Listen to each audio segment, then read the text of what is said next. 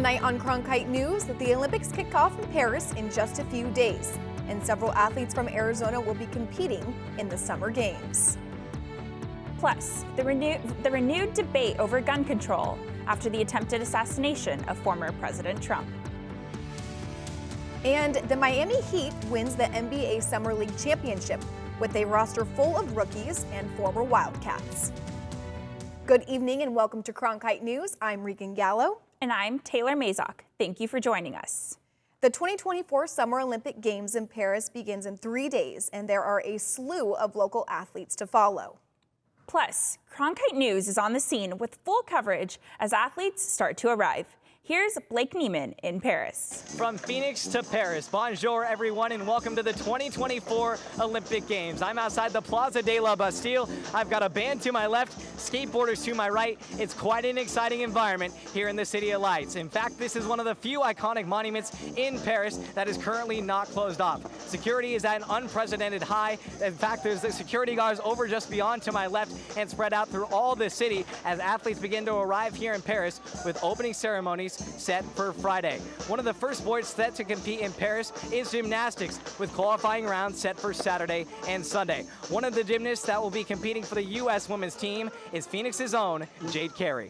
I had never thought that I would even get there once, so to get there twice just means that much more to me. Being part of this team means everything to me. It's something that I've always wanted, and I know that we have big goals of bringing home a team gold medal. Looking forward to Carey and the rest of the American athletes compete in the next 2 weeks. Our team of reporters will be on the ground here in Paris, covering the full course of the Olympic Games, producing stories on many of the Arizona athletes competing on the world's biggest stage. Reporting in Paris, Blake Neiman, Cronkite News.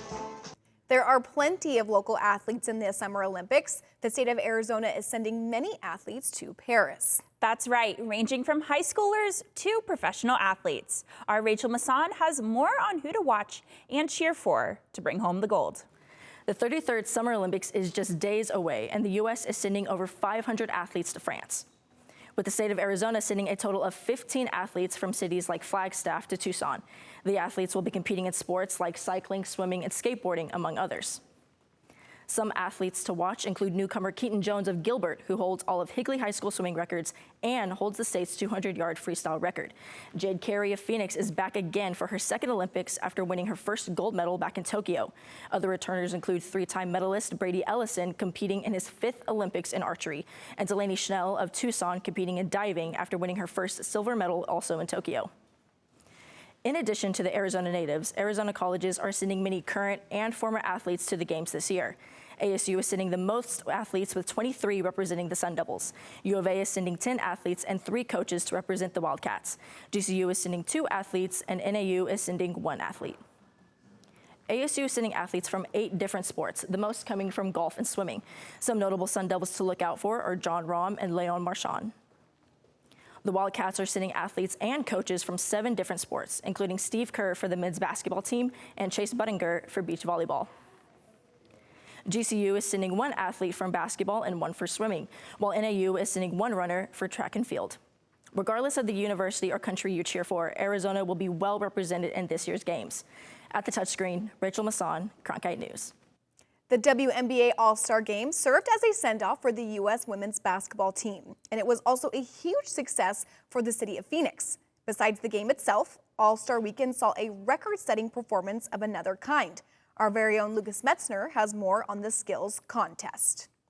In a display of passing, dribbling, shooting, and speed, Friday evening treated fans to 5 skills challenge participants to put on a show for the Phoenix crowd. Hometown hero Brittany Griner kicked things off. You know, I got asked if I wanted to do it, and I was just like, why not? Let me show what the bigs can do. So I'm gonna channel my inner D and Kai and go out there and just try to put on a good show and get the lowest time. Griner did not advance to the final round, but put on her best display, being the only forward representing in the skills challenge. Fans were witness to Allisha Gray winning the skills competition with just seconds to spare. She was able to catch her breath before gearing up for the three-point competition, competing against Kayla McBride and others.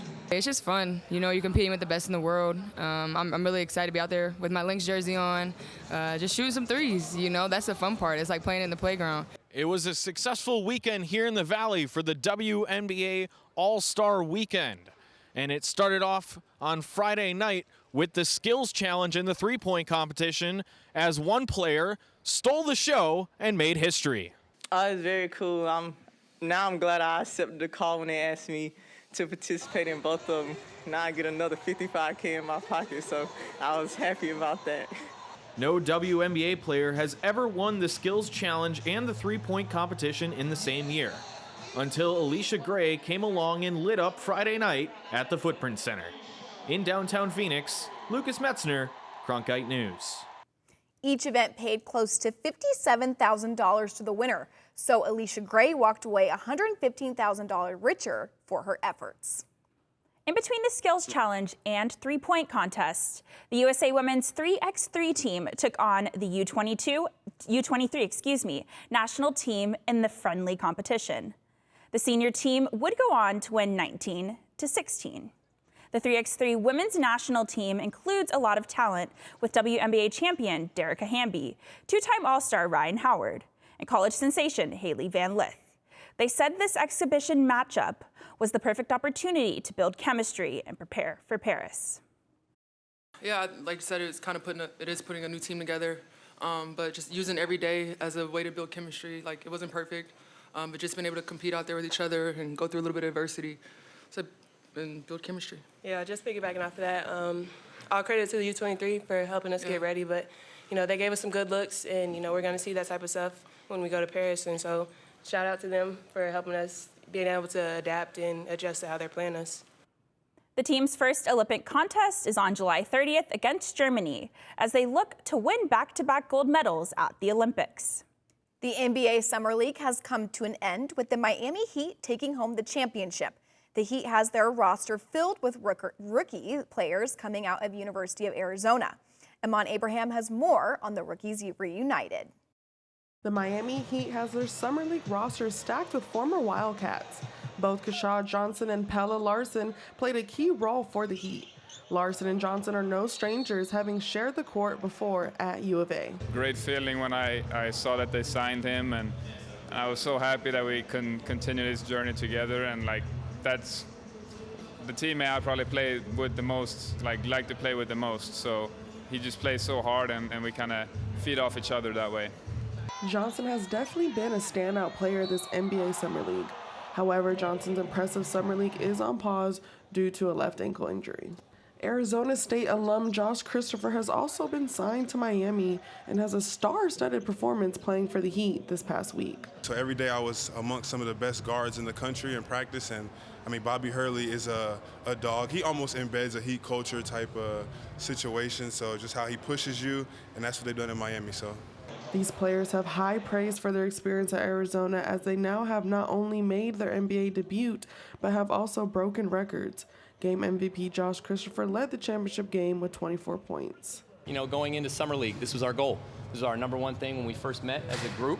We talked about going to the championship game and winning the championship. Pelle Larsson made the game-winning shot in overtime to give Miami a 120-118 victory over the Memphis Grizzlies, making this the Heat's first NBA Summer League championship. In Las Vegas, Amon Abraham, Cronkite News. A fun way for these rookies to make their NBA debut, as they not only won the championship, but it was also the highest scoring game in Summer League history, and just the second to go into overtime. Back here in Phoenix, it's time to paint the town, as local artists teamed up with the Phoenix Mercury to help refurbish basketball courts. Antoinette Colley is from Phoenix and was asked by the Mercury to create a mural ahead of the WNBA All-Star game as part of the WNBA Legacy Project. The creation took 3 weeks.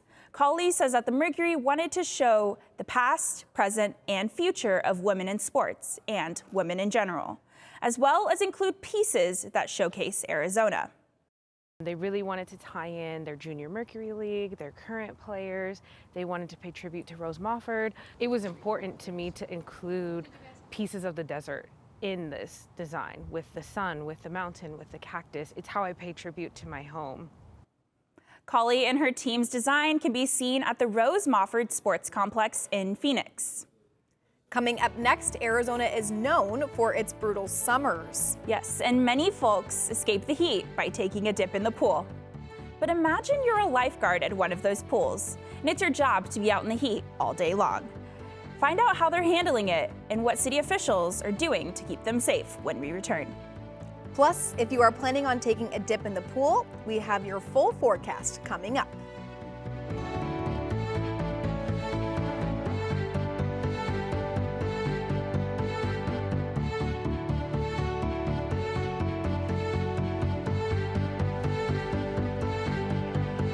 Cronkite School Equipment Lab provides Cronkite students access to a wide range of audio, photography, and video equipment. Dating back to 2008, the lab now has over 4,000 pieces of equipment. The students benefit simply by the fact that they're getting to use equipment that they're going to be using in the real world as they migrate from being a student to being an employee. Open 7 days a week during the school year allows students the flexibility to check out the equipment for up to 3 days. Get your equipment today at the Cronkite School Equipment Lab.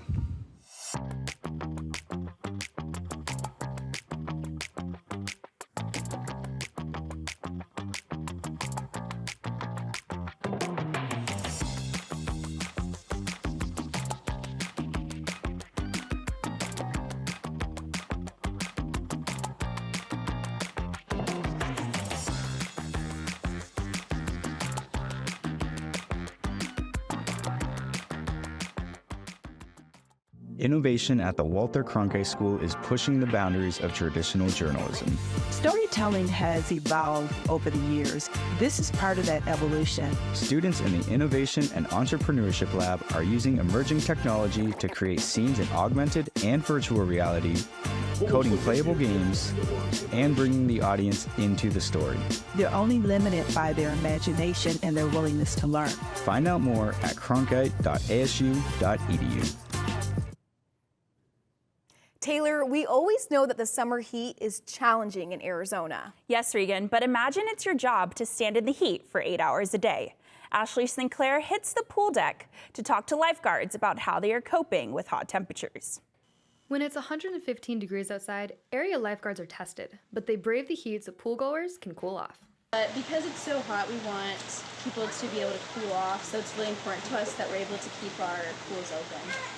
In order to keep kids splashing, pool managers need to make it safe for lifeguards. When it is excessively hot, the lifeguards will shorten their rotations in chairs. So instead of sitting 20 minutes in a chair, they'll sit for 15. And then we'll also break out the Gatorade for them. Cities across the valley have increased lifeguard pay over the years. From Scottsdale to Mesa, lifeguards are getting $16 to up to $24 an hour. I definitely appreciate the higher pay. It's definitely a big jump from what I was making when I first started, and now that I've sort of like grown with this job too, it's definitely been beneficial for like living on my own in college and stuff like that. And there are other benefits to sitting in the chair.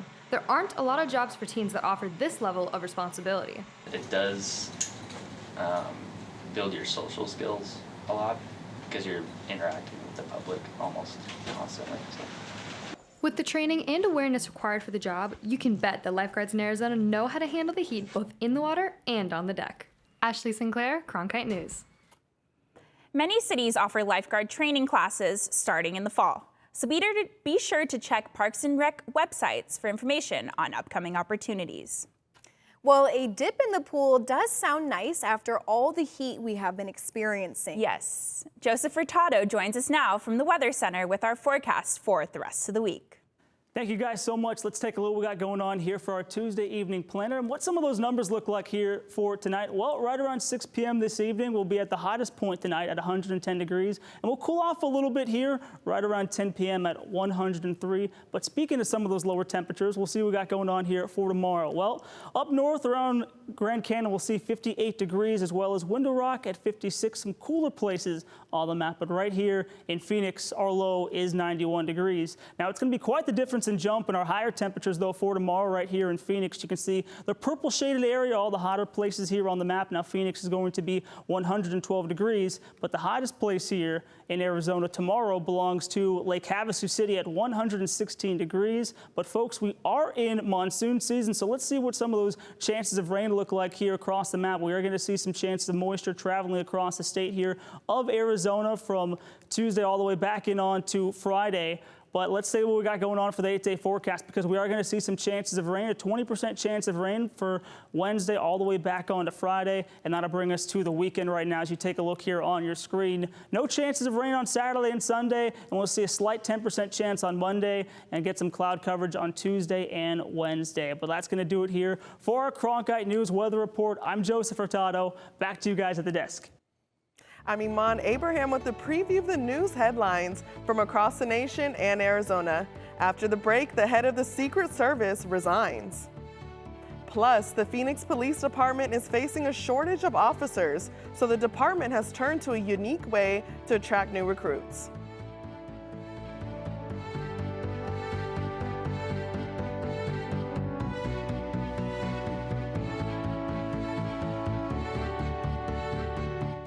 ASU's one and only student-run radio station, Blaze Radio, provides students with opportunities to cover a variety of topics.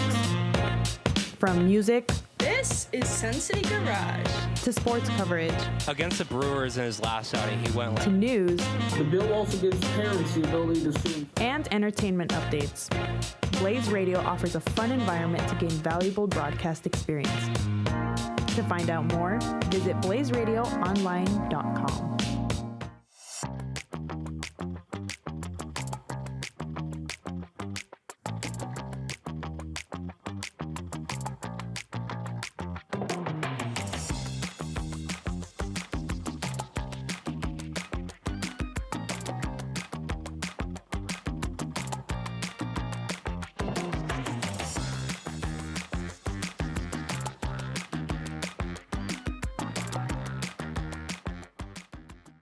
Did you know newsrooms today are looking for bilingual journalists? Cronkite Noticias prepares you to cover diverse communities.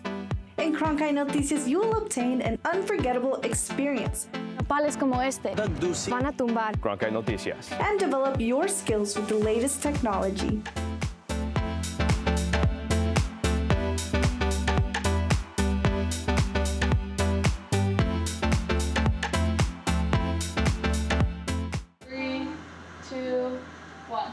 Coming up on the cut. Coming up on the cut. Coming up on the cut. How students can build their broadcast journalism portfolio with opportunities to learn more about on-air reporting and studio production.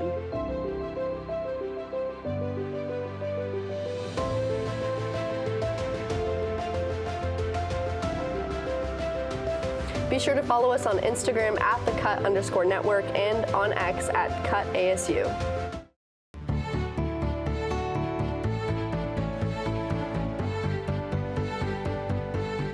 I'm Iman Abraham with a look at the news headlines from across the country.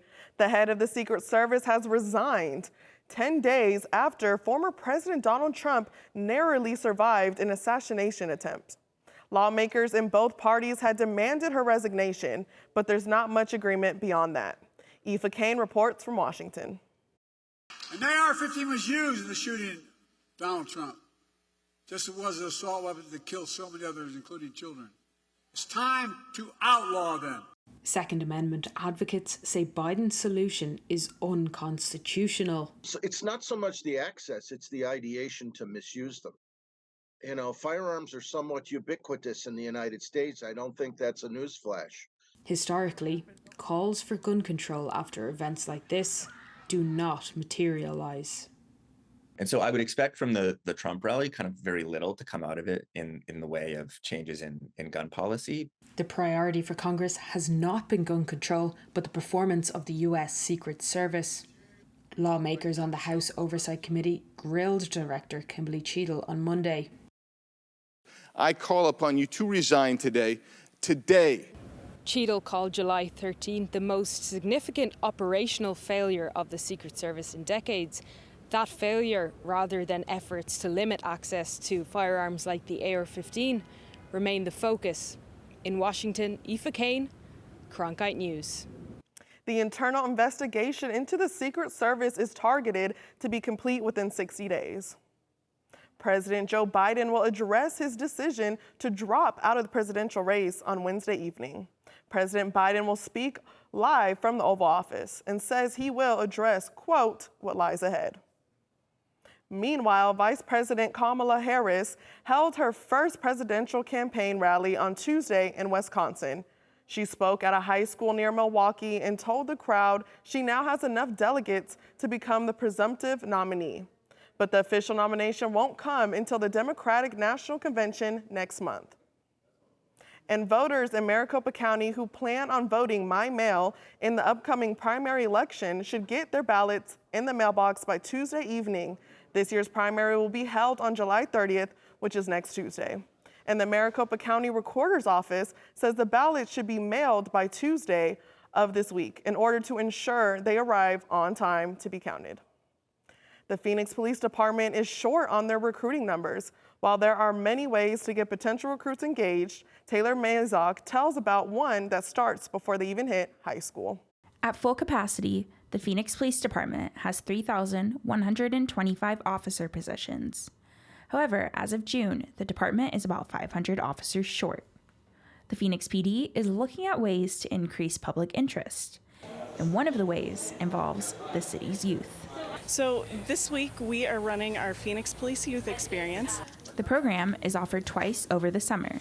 Each session gives 15 kids a chance to learn about everything from drug education, traffic safety, and on this day, they even performed their own investigation. I'm here at the Mountain View precinct where these kids are investigating a mock crime scene. I mean, we've got a baseball bat here, shoes, broken glass, a car. Teaching these kids about the department from a young age allows them to interact with officers in a non-enforcement way. Getting them interested early will hopefully help recruitment as they grow older, and there are opportunities for them to get involved in the cadet program and then as a police assistant and then a sworn officer. However, many of these 7th and 8th graders aren't thinking about careers quite yet, but the hope is that the program plants a seed. They're at the prime time in their life to start really getting experience and finding a passion. Bella is one of the kids excited to experience this free program, only open for Phoenix residents. This is very, very fun for me, a great opportunity for someone like me who has not seen things like this. A field trip to the courthouse, using state-of-the-art police technology like robots, and even learning CPR are some of the activities that will hopefully spark a future career interest. In Phoenix, Taylor Mazok, Cronkite News. Interested students will need to fill out an application this year. It was due by the end of May. Space is limited, so they encourage people to sign up early. That's it for tonight's look at the headlines. I'm Iman Abraham. Now back to Regan and Taylor. We've all seen paintings of Arizona's famous landscapes before. But have you ever seen Arizona's landscape made out of Legos? After the break, the Lego landscape getting nationwide recognition and the Arizona artists behind it.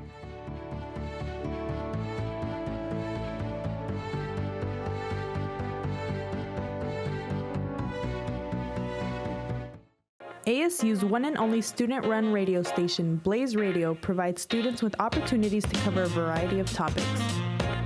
From music, This is Sun City Garage, to sports coverage, Against the Brewers in his last outing, he went to news, The bill also gives parents the ability to sue. and entertainment updates. Blaze Radio offers a fun environment to gain valuable broadcast experience. To find out more, visit blazeradioonline.com.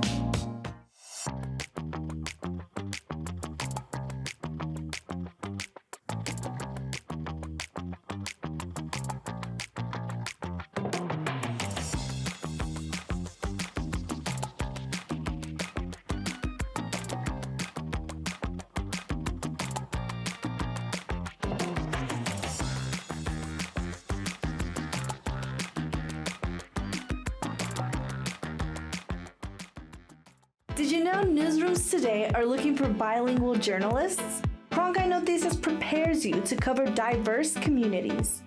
In Cronkite Noticias, you will obtain an unforgettable experience Nopales como este van a tumbar. Cronkite Noticias. and develop your skills with the latest technology.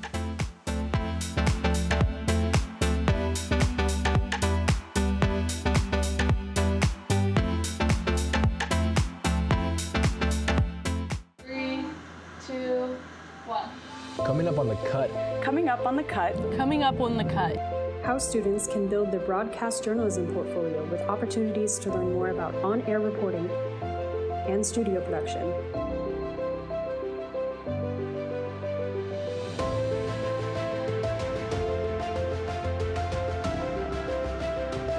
Be sure to follow us on Instagram at @thecut_network and on X at @CutASU. Finally tonight, artists from all over the world have been inspired by Arizona's beautiful landscapes. That's right, and one new artist has created our famous desert landscape out of Legos. Tobias Kamen recreated the Sonoran Desert out of little plastic blocks, and his work is so good, he's being recognized nationally for it. Tobias has placed third in LEGO's Mini Master Model Builder competition. His replica of Arizona includes the Arizona flag, the famous saguaro cactus, and even the Colorado River. That's it for tonight's edition of Cronkite News. I'm Regan Gallo. And I'm Taylor Mazok. Thank you for joining us. To see top Arizona stories anytime, log on to cronkitenews.azpbs.org.